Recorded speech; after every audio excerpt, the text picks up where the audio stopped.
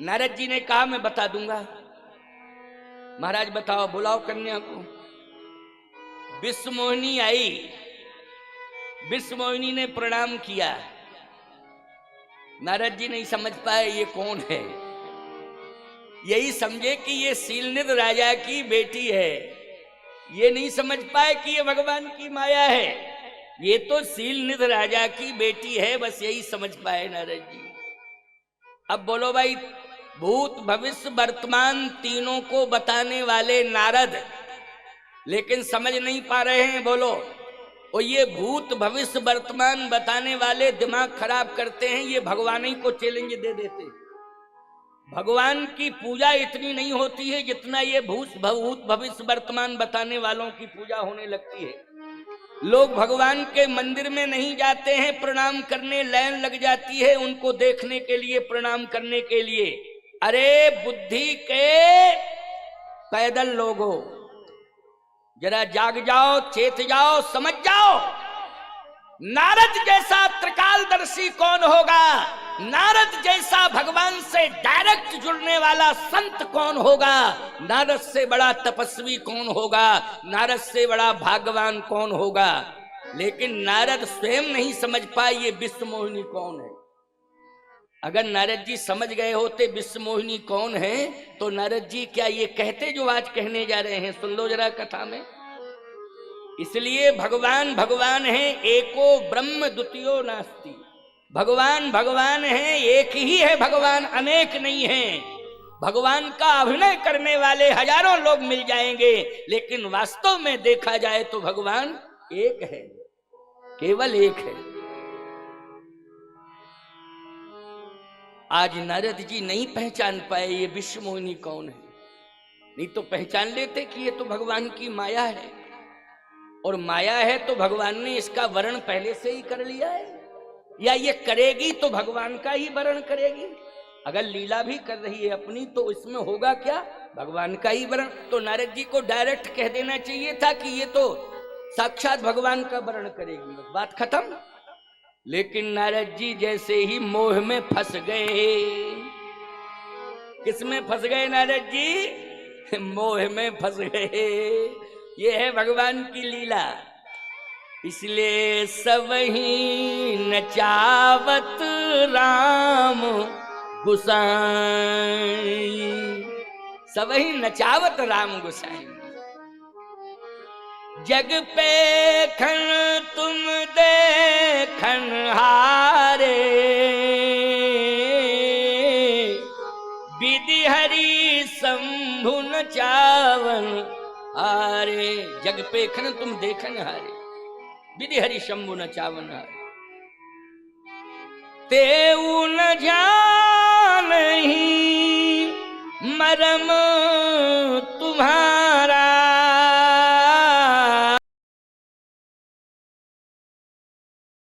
तुम ही को जाननिहार।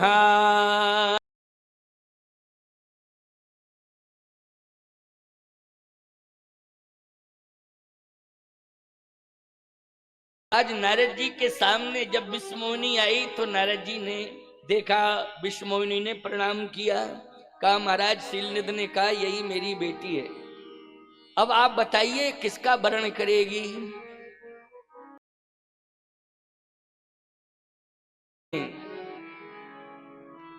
जैसे ही हाथ देखा तो वो हस्त रेखा ने सिद्ध कर दिया, जो यही बरे अमर सो होई, उस समर भूम तही जीत न कोई। अच्छा बोलो भाई, इस संसार में किसकी सत्ता अमर है? परमात्मा की सत्ता अमर है। सारी दुनिया महाप्रलय में जलमग्न हो जाती है, लेकिन वो परमात्मा बट के पत्ते पर बटस्य पत्रस्य पुटे शयानम बालम मुकुंदम मनसा स्मरामि। बट के पत्ते पर वो परमात्मा, बोलो भाई, महाप्रलय में भी दर्शन देता है, लेकिन एक को ही दर्शन मिलता है संसार में, और किसी को नहीं, मार्कंडेय ऋषि। बस वही दर्शन कर पाते हैं आशीर्वाद के बल पर। लेकिन सब कुछ डूब जाता है, लेकिन परमात्मा रहता है कि नहीं रहता है। ये वृक्ष भी डूब जाते हैं, पर्वत डूब जाते हैं, वृक्ष उखड़ जाते हैं, संसार में पूरी सृष्टि में जल ही जल दिखाई देता है, जल के अलावा और कुछ भी नहीं होता है। लेकिन बट के पत्ते पर परमात्मा उस समय जो है जल के ऊपर तैरता है। बटस्य पत्रस्य पुटे शयानम बालम मुकुंदम मनसा स्मरामि। अब नारद जी नहीं समझ पा रहे हैं कि ये इसका वर्ण तो परमात्मा करेगा, ये परमात्मा को स्वीकार करेगी, परमात्मा का वर्ण करेगी, क्योंकि ये भगवान की माया है। लेकिन नारद जी ये समझ गए कि इसका प्रभाव ये है कि इसके साथ जो विवाह कर लेगा वो अजर हो जाएगा और अमर हो जाएगा, वो अजय होगा। इसके साथ जो विवाह कर ले, ये अर्थ निकाला नारद ने। नारद को अर्थ ये निकालना चाहिए था कि जो अजय है, अजर है, अमर है, वही इसका पति है और ये उसी का वर्ण करेगी। ये अर्थ तो नहीं निकाला नारद जी ने, ये निकाला इसके साथ जो विवाह कर लेगा, बस प्रभावित करने की जरूरत है। इसे प्रभावित कर लिया जाए तो फिर ये जिसके गले में जयमाल डाल देगी वो अजर अमर हो जाएगा, अजय हो जाएगा। नारद जी ने कहा प्रभावित करने का एक ही तरीका है कि रूप सुंदर हो जाए, क्योंकि सबसे ज्यादा सुंदर जितने राजा यहाँ आए हैं उन सभी राजाओं में सुंदर अगर हम ही हो गए तो ये हमारा ही वर्ण कर लेगी, तो हम अजर हो जाएंगे, अमर हो जाएंगे, अजय हो जाएंगे। ओह, इसका मतलब यह है कि नारद जी जो है मोह में फंस गए। और किसके मोह में फंसना चाहते हैं याद रखना, मैं बूढ़ा ना हूं, मैं कभी मरूं ना। अच्छा बोलो, ये शरीर के मोह में फंस गए कि नहीं फंस गए? जैसे किसी को मरने की अगर चिंता है और वो सोचे हम मरे ना मरे ना मरे ना, तो बोलो शरीर से मोह करता है कि नहीं? और यदि शरीर से मोह ना करे तो वो सोचे कि ठीक है जब मौत आ जाए तो मर जाऊंगा, उसमें सोचने की क्या जरूरत है? कुछ भी नहीं सोचना है, जब तक जिंदा हूं तब तक हूं, जब मौत आएगी तो मर जाऊंगा। मैं मरने से डरता नहीं हूं, मैं मौत से डरता नहीं हूं। इसका मतलब है कि उसका शरीर से कोई मोह नहीं है। और नारद जी के जीवन में मोह आ गया कि मैं अजर हो जाऊं, अमर हो जाऊं। अजर मानी बूढ़ा ना हूं, बुढ़ापा ना आवे, और अमर मानी कभी प्राण ना निकले। नारद जी उल्टा समझ गए। नारद जी ने कहा एक ही उपाय है कि अगर मैं सुंदर हो गया तो ये मेरा ही वर्ण करेगी और सबसे सुंदर हो जाऊंगा। देखो, महात्मा को रूप के सुंदरता से कोई मतलब नहीं, होना नहीं चाहिए। कोई महात्मा आपको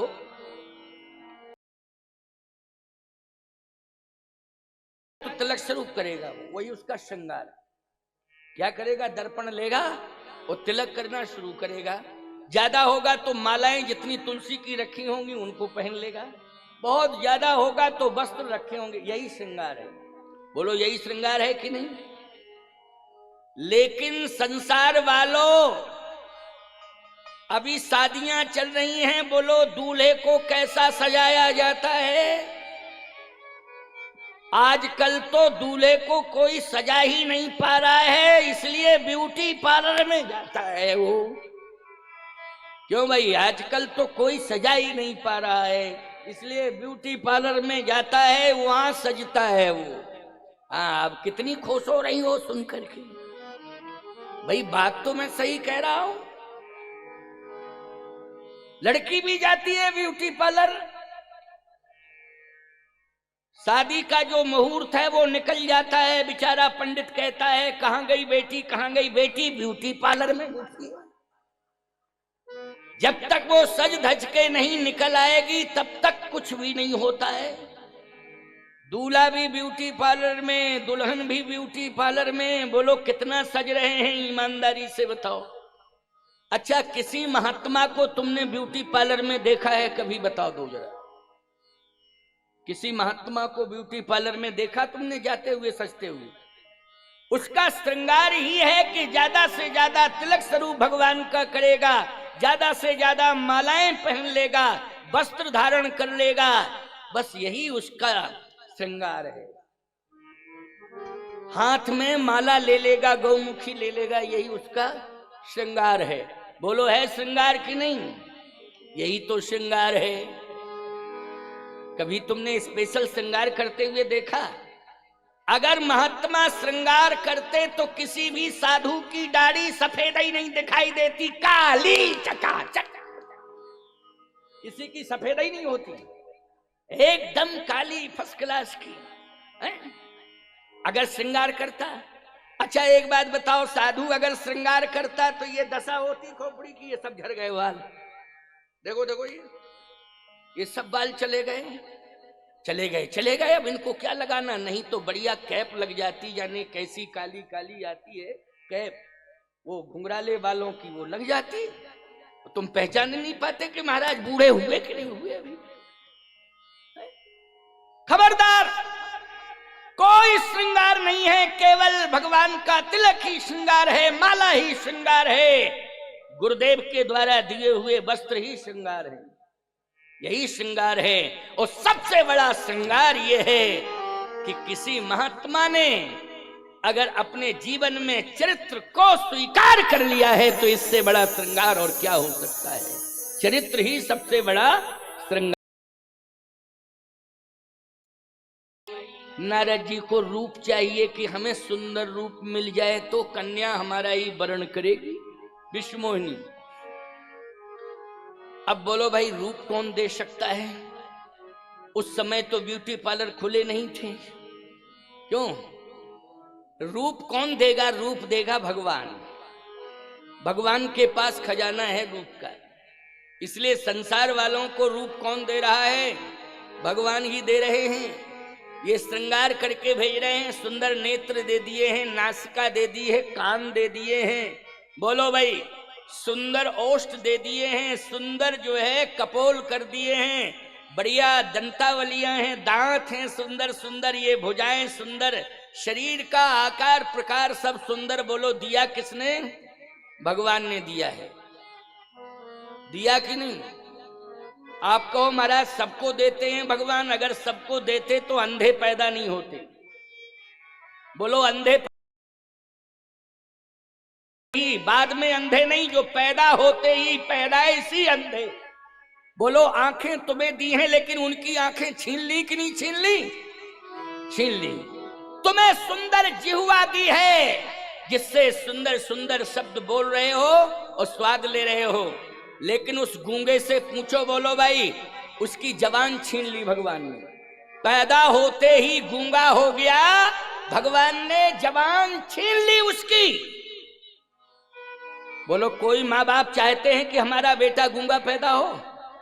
कोई माँ बाप बता दो संसार में ऐसे माँ बाप हों जो ये चाहते हो कि हमारा बेटा अंधा पैदा हो? नहीं नहीं, लेकिन अंधा होता है तो माँ बाप रोते हैं, कहते भगवान की यही इच्छा थी, अब क्या है? भोग कर्मों का फल, अब भोग, क्या किया जाए? इसलिए याद रखना, अच्छा कर्म करना तो भगवान तुम्हें सर्वांग सुंदर बना के भेजेगा। यदि तुमने दृष्टि का दुरुपयोग कर लिया, गलत निगाह से तुमने समाज को देखना शुरू कर दिया, गलत निगाह से तुमने बहन बेटियों को देखना शुरू कर दिया, तो अगले जन्म में आंख छीन लेगा परमात्मा, तुम्हें अंधा बना करके पैदा कर देगा। जिंदगी भर रोते रह जाओगे, जिंदगी भर कि हमें कुछ दिखाई नहीं दे रहा है। अच्छा बोलना, कभी दुर्वचन मत कहना, कभी गलत सलत गंदे शब्दों का प्रयोग मत करना अपनी जिह्वा से, अपनी जबान से, नहीं तो अगले जन्म में भगवान तुम्हें गूंगा बना देगा, बोल नहीं पाओगे, इतना बड़ा पनिशमेंट मिल जाएगा तुम्हें। इसलिए हमेशा अच्छा बोलने की कोशिश करना कि हम अच्छा बोलें, आंखों से अच्छा देखें, इन हाथों से अच्छा काम करें, सत्कर्म, पैर हमारे सदमार्ग पर चलें। बोलो यही करना चाहिए कि नहीं? आप सबने कितना सुंदर सदमार्ग चुन लिया है, आपने अपने अगले जन्म को सुधार लिया है। ये गारंटी से कह रहा हूं, आपका अगला जन्म सुधर गया है। आप कहां आए हैं? आप यज्ञ की भूमि पर आए हैं, कथा सुनने के लिए आए हैं, और कथा सुन रहे हैं कानों से, चल के आए हैं पैरों से, और दर्शन कर रहे हैं आंख से। इसलिए गोस्वामी जी कहते हैं, जिन्होंने भगवान की कथा नहीं सुनी है उनके कान कान नहीं है, और जिन्होंने नेत्रों से संतों का दर्शन नहीं किया है, भगवान का दर्शन नहीं किया है, यज्ञ का दर्शन नहीं किया है, वो आंख आंख वाले नहीं है। बोले फिर आंख है तो बोले नैनन संत दरस नहीं देखा, नैनन संत दरस नहीं देखा, नैनन संत दरस नहीं देखा, नैनन संत दरस नहीं देखा, लोचन मोर पंख कर लेखा, लोचन मोर पंख कर लेखा, लोचन मोर पंख कर लेखा, लोचन मोर पंख कर लेखा, नैनन संत तरस नहीं देखा, नैनन संत दरस नहीं देखा, लोचन मोर पंख कर लेखा। जिन्होंने नेत्रों से भगवान का दर्शन नहीं किया, साधु संतों का दर्शन नहीं किया, याद रखना उनके नेत्र नेत्र नहीं है, और यदि दिखाई दे रहे हैं कि हैं नेत्र, तो वो ऐसे नेत्र हैं जैसे मोर पंख में आंख बनी हुई है, लेकिन उस आंख का चित्र है केवल, लेकिन उस आंख का कोई अस्तित्व नहीं है। बोलो भाई, आंख का केवल चित्र है लेकिन अस्तित्व नहीं है। इसलिए जिन्होंने नेत्रों से संतों का, सदगुरुओं का, भगवंत का दर्शन नहीं किया, तो वो आंख केवल चित्र है, अस्तित्व में नहीं है। उन आंखों का कोई अस्तित्व नहीं है। केवल चित्र के माध्यम से हम आकलन कर सकते हैं। आप अपने नेत्रों को धन्य धन्य कर रहे हैं, क्योंकि संत दर्श कर रहे हैं। बोलो, ये संत बैठे हुए हैं, दर्शन कर रहे हो कि नहीं कर रहे हो? आप अपने नेत्रों को धन्य धन्य कर रहे हो, कृतकृत्य कर रहे हो। इसलिए इनका सदुपयोग करना सीखो। नारद जी ने सोचा कि हम सुंदर रूप ले लें तो निश्चित रूप से प्रभावित हो जाएगी विश्वमोनी, मेरे गले में जयमाल डाल देगी, मेरा वरण कर लेगी।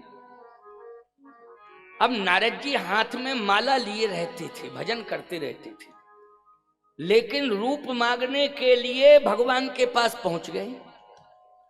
भगवान ने कहा, नारद कैसे आए हो? कैसे आए हो नारद? अभी अभी तो गए थे। अच्छा, बद्रीनाथ किसने भेजा था? बोलो, नारद जी को भगवान ने भेजा था। गुफा किसने बताई? नारद को भगवान ने। और नारद कभी एक जगह रुक नहीं सकते थे, लेकिन नारद जी वहां स्थायी रूप से रुक गए। तो बोलो, ये क्षमता किसने दी है? भगवान ने। यानी श्राप बंध गया, अपना असर नहीं दिखा पाई है श्राप। नारद जी रुक गए, तपस्या की उन्होंने, ये भगवान की कृपा। अब भगवान ने कहा, नारद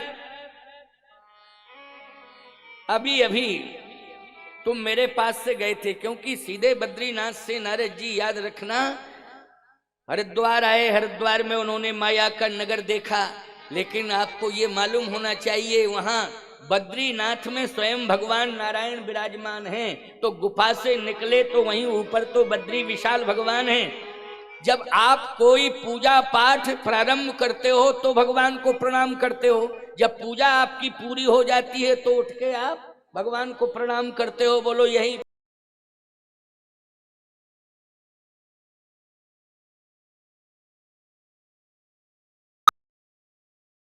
तो बद्री विशाल भगवान को प्रणाम किए, वही भगवान विष्णु हैं, वही तो नारायण हैं।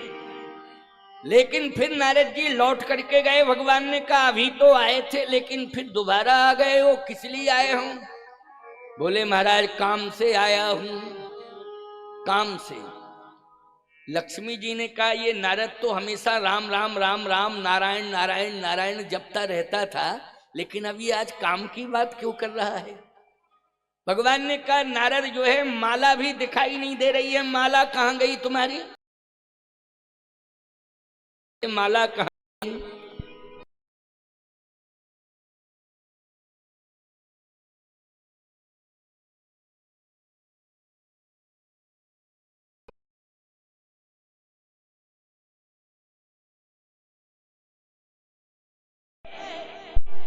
नारद जी बोले पता ही नहीं। तो भजन? नारद जी बोले कुछ समय से भजन नहीं हो रहा है। हैं? क्या हो गया? बोले जप तप कछु न होय तेहि काला, जप तप कछु न होय तेहि काला, जप तप कछु न होय यही काला, जप तप कछु न होय यही काला। कवन विधि बार, कवन विधि बाला, हे विधि मिले कवन विधि बाला, है विधि मिले कवन विधि बाला, जप तप कछु होय यही काला, जप तप कछु न होय यही काला, हे विधि मिले कवन विधि बाला। महाराज भजन बहुत समय से नहीं हो पा रहा है, क्यों? इसलिए कि मैं व्यस्त हो गया हूं। अच्छा तुम्हारे घर में शादी आ जावे किसी की तो बोलो भाई व्यस्त हो जाते हो कि नहीं हो जाते हो? बोले महाराज व्यस्त हो गया हूं, व्यस्तता में माला एक तरफ धरी है और भजन हो ही नहीं पा रहा है, क्योंकि इतना व्यस्त हूं। भगवान ने कहा किसमें व्यस्त हो? महाराज शादी आ गई है, सारा सिस्टम जमाने में लगा। नारद शादी? किसकी शादी? किसकी शादी आ गई है? नारद जी बोले खुद स्वयं की हमारी शादी लग गई। हैं? तेरी शादी? बोले हाँ महाराज। अच्छा कहां पर शादी हो रही है? कहा महाराज एक माया उनकी कन्या के साथ मेरी शादी होनी है। अच्छा तो शादी होनी है तो यहां क्यों चले आए? निमंत्रण तो निमंत्रण देने आए हो क्या यहां? नारद जी ने कहा निमंत्रण देने तो क्या आऊंगा, मैं विशेष काम से आया हूं। अगर मैंने सच्चे मन से आपका भजन किया है तो अभी तक मैंने आपसे कुछ नहीं मांगा, लेकिन आज मांग रहा हूं। भगवान ने कहा मांग ले, जो मांगेगा मैं दूंगा। लेकिन क्या बात है साहब, भगवान के किसी भी तरह तुम हो जाओ, अगर तुम मति भ्रमित हो गए हो तो भगवान तुम्हारी मति का भ्रम दूर कर देगा। बस भगवान के हो जाओ और इधर उधर कहीं मत भटकना।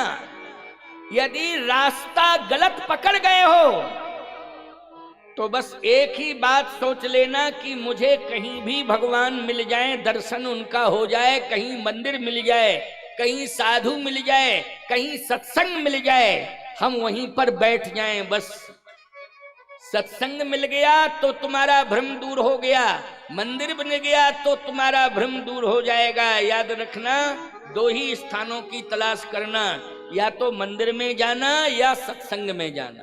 अगर भ्रमित हो गए हो बच जाओगे, गारंटी के साथ कह रहा हूं। नारद जी तो भगवान के पास गए, कम से कम मति जो है भजन कहाँ ले गया नारद का। नारद के भजन का ये प्रभाव है कि वो भजन भगवान के पास ले गया, और उस भजन ने ही सारा का सारा विकार का विचार प्रकट कर दिया भगवान से। नारद जी ने क्या कहा जानते हो? नारद जी ने कहा, जहि विधि होए नाथ हित मोरा, करो सो बेग दास में तोरा। महाराज मैं आपका दास हूं, वो जिसमें मेरा हित हो वह कार्य आप करिए। नारद जी ने यही कहा है भगवान से, जबकि रूप मांगने गए थे नारद जी। क्या मांगने गए थे? रूप मांगने गए थे। लेकिन जहीं विधि होए नाथ हित मोरा, करो सुबेग दास में तोरा। मैं आपका दास हूं, जिसमें मेरा हित हो आप वही कार्य करिए। अरे फिर भी तो तू अपनी वाणी से तो बता, आखिर यहां क्यों आया, क्या मांगना चाहता है? नारद जी ने कहा, आपन रूप देव प्रभु मोहि, आपन रूप देव प्रभु मोहि, आपन रूप देव प्रभु मोहि, आपन रूप देव प्रभु मोहि, आन भात नहीं पावोहि, आन भात नहीं पावोहि, आन भात नहीं पावोहि, आन भात नहीं पावोहि, आपन रूप देव प्रभु मोहि। आप अपना रूप मुझे दे दीजिए। भगवान ने कहा, मेरा रूप तो तुम्हें पहले ही मिल गया है, ये तिलक मेरा रूप है, माला मेरा रूप है, ये भेष जो तुम्हारा साधु का है यही तो मेरा रूप है। अब और कौन सा रूप लेना चाहते हो नारद? नारद जी ने कहा कि जिस रूप से मेरा विवाह हो जाए वो रूप दे दो। भगवान ने कहा, जिस रूप से विवाह हो जाए वो रूप। लेकिन तुम तो अभी कह चुके हो नारद की, जय विधि होए नाथ हित मोरा, करऊं सो बेग दास में तोरा। तो मैंने भी वचन दे दिया, जहीं विधि हुई है परम हित। हित नहीं, परम हित जिसमें होगा मैं वो काम करूंगा। जहीं विधि हुई है परम हित, नारद सुनहु तुम्हार, सो मैं करब नयान कछु, बचन नम्र हमार। जिसमें तुम्हारा परम हित होगा मैं वो कार्य करूंगा नारद। तो भगवान ने कहा कि ये रूप इसलिए मांग रहा है कि ये विवाह हो जाए, लेकिन मैं ऐसा रूप दूंगा कि इससे इसका विवाह रुक जाए। समझे? ये मांग रहा है कि ऐसा रूप दे दो मेरा विवाह हो जाए, और आप अपना रूप दे दो। अच्छा, भगवान का रूप जिसे मिल जाता है वो निश्चित रूप से चरित्रवान होता है, और चरित्रवान जो होता है वो विवाह में विचार करता है। कहीं कुल और गोत्र एक ही तो नहीं मिल रहा है, बोलो इस पर विचार किया जाता है कि नहीं सनातन की परंपरा में, विवाह में, कि कहीं कुल तो नहीं मिल रहा है, गोत्र तो नहीं मिल रहा है, हमारा और इसका रिश्ता क्या है, कहीं ऐसा तो नहीं है कि हमारा और इसका ऐसा रिश्ता हो, ऐसा संबंध हो कि विवाह कभी जीवन में हो ही नहीं सकता है। अच्छा बोलो भाई, ये रिश्ते ऐसे होते हैं इनमें विवाह नहीं हो सकता। कौन? 3 रिश्तों में, माँ, बहन और बेटी। बोलो भाई, सही बताना, हम आपसे पूछना चाहते हैं। माँ के साथ कौन विवाह करेगा भाई? मूर्ख है क्या लड़का? कौन ऐसा भाई है जो बहन के साथ विवाह करे? कौन ऐसा बेटा है जो माँ के साथ विवाह करे? कौन ऐसा बेटा होगा जो माँ के साथ विवाह करेगा? कौन ऐसा भाई होगा जो बहन के साथ विवाह करेगा? कौन ऐसा बाप होगा जो बेटी के साथ विवाह करेगा? चुल्लू भर पानी में डूब करके मर जाएगा, घोर रोरो नरक मिल जाएगा। बोलो मिलेगा कि नहीं? कोई बाप अपनी बेटी के साथ विवाह नहीं कर सकता है, कोई भाई अपनी बहन के साथ विवाह नहीं कर सकता है, कि कोई बेटा अपनी माँ के साथ विवाह नहीं कर सकता है। ये पवित्र रिश्ते हैं। बोलो हैं पवित्र रिश्ते कि नहीं? और यदि कहीं भ्रमित हो गया है कोई भगवान का भजन करने वाला, तो फिर भगवान की जिम्मेवारी है कि उसकी रक्षा करे। बोलो किसकी जिम्मेवारी है फिर? स्वयं भगवान की जिम्मेवारी है। इसलिए कहता हूं कि सत्कर्म हाथों से करते रहो। गलत रास्ते पर जाओगे तो धर्म करने वाले व्यक्ति का हाथ धर्म पकड़ लेगा और खींच लेगा। गलत जा रहे हो तुम। बोलो धर्म तुमने किया है जीवन में, हाथ से सत्कर्म किया है। यदि गलत रास्ते पर जाओगे तो हाथ कौन पकड़ेगा? जिस हाथ ने धर्म किया है वही धर्म हाथ पकड़ लेगा और तुम्हें गलत रास्ते से दूर कर देगा। इसलिए कभी भी व्यक्ति को ये नहीं सोचना चाहिए कि दान व्यर्थ चला जाएगा, हमारा भजन व्यर्थ चला जाएगा। ये दान में धन व्यर्थ जा रहा है और भजन में समय व्यर्थ जा रहा है। अगर ऐसा कोई प्राणी सोचता है तो निश्चित रूप से वो व्यक्ति महामूर्ख है। भजन करने वाला समय व्यर्थ नहीं जाता है और दान दिया हुआ धन भी कभी व्यर्थ नहीं जाता है। समय पर काम आता है, विश्वास रखना। बोलो आज नारद जी का भजन काम आ गया कि नहीं आ गया? भजन काम आ गया नारद जी का। और ये कथा इसलिए आपको सुनाई जा रही है और तुलसीदास जी महाराज ने इसलिए रामचरितमानस रामायण में लिखा है क्योंकि आप सबके लिए चेतावनी है और आप सबको जागृत करने के लिए सुंदर संदेश है कि तुम्हारे द्वारा किया हुआ भजन कभी व्यर्थ नहीं जाएगा। भगवान तुम्हें बचाएगा बचाएगा बचाएगा। तुम्हारे हाथ से दिया हुआ दान भी कभी व्यर्थ नहीं जाएगा।